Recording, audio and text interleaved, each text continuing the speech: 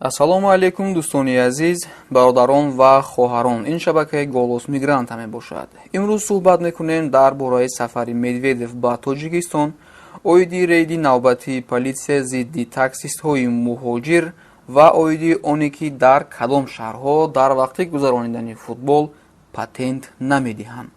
бародароне ки дар вақти чемпионат ба Тоҷикистон рафтанӣ нестанд ва бояд граница рафта биёянд, бояд донанд ки вазъият дар границаи Қазоқистон хуб аст, ягон навигарӣ нест. Барои ҳамин агар нияти рафтан ба граница дошта бошед, бемалол ба бародароне ки ман ҳамавақт ба шумо тавсия медиҳам рафта биёед. тӯли 12 сол аст ки ин бародарон бо ҳамин корҳо машғул ҳастанд ва қариб ки бисёриҳоро дар ин роҳ мешиносанд ва қариб ки ҳамаи корҳои шуморо буд карда метавонанд. ҳатман ба ин рақамҳо занг занед ва бемалол ба сарҳад рафта биёед.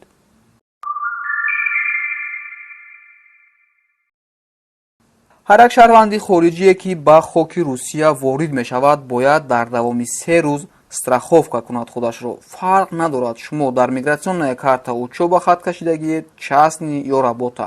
агар работа хат кашидагӣ бошед, шуморо дар ФМС страховкаи 1 сола медиҳанд. вале агар шумо дар мигратсионная картаатон частни хат кашидагӣ бошед, шумо бояд ақаллан страховкаи 3 моҳа дошта бошед ки нархаш 900 рубл мебошад.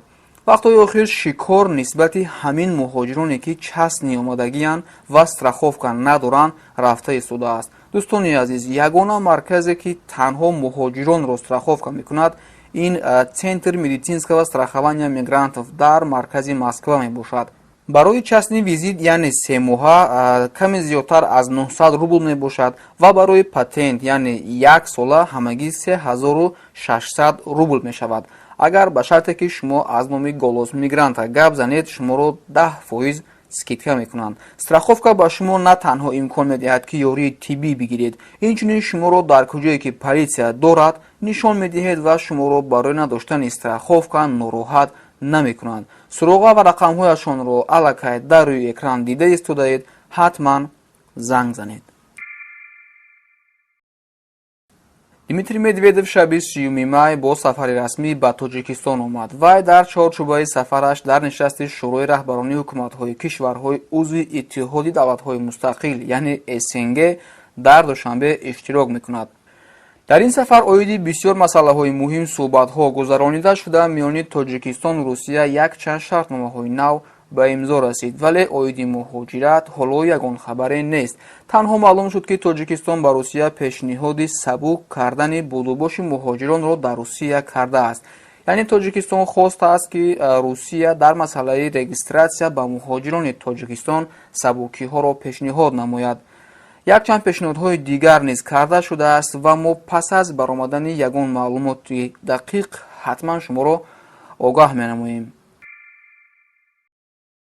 як хабари бениҳоят муҳим барои муҳоҷироне ки дар Русия таксӣ кор мекунанд. аллакай қариби 1 ҳафта мешавад ки полисия дар шаҳри Москва зидди таксиҳо рейд гузаронида истодааст. ин рейд бо мақсади дарёфт ва депортатсия кардани муҳоҷирони таксироне ки дар Русия ҳуҷҷатҳояшон дуруст нест гузаронида мешавад.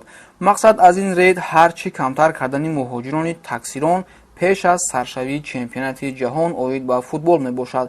шахсан ман фикр мекунам ки дар вақти гузаронидани чемпионати ҷаҳон яъне аз 14 июн сар карда ин рейдҳо гузаронида нахоҳад шуд.